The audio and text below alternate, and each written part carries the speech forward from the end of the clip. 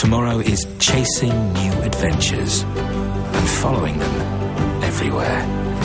Fly Emirates. Hello, tomorrow.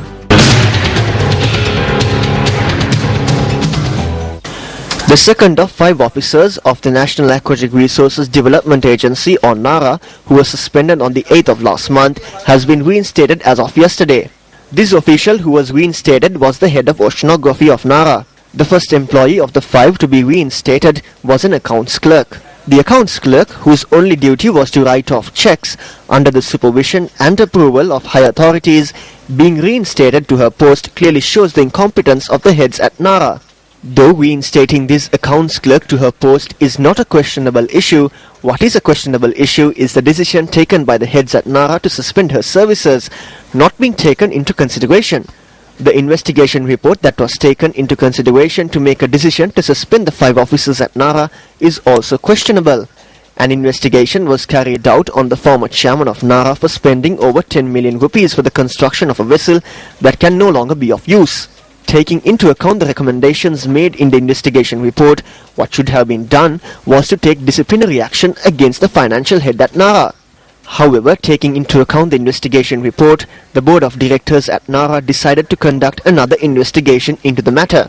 In addition, the manner in which money was spent for the construction of the vessel in question and the financial activities pertaining to NARA's advisory contract for the Colombo Port Expansion project was also taken into consideration during this new investigation.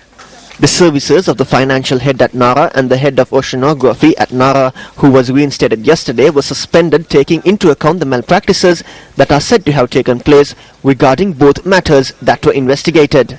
Meanwhile, the accountant at NARA, who is among the 5 persons suspended, faces 5 charges on financial activities relating to the advisory services contract for the Colombo Port Expansion project. The assistant accountant also faces 5 charges that are related to the spending of money allocated for the construction of the vessel in question. Although the Commission to Investigate Bribery or Corruption had informed the administration at NARA to prove whether the investigation report had pointed out any malpractice by the accountant and the assistant accountant, who are both faced with 5 charges each, the administration of NARA is yet to do so.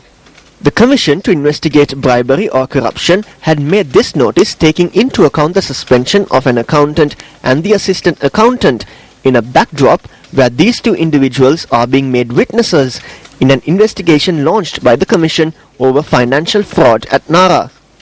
The suspension of 2 persons charged with 5 charges each is still in effect.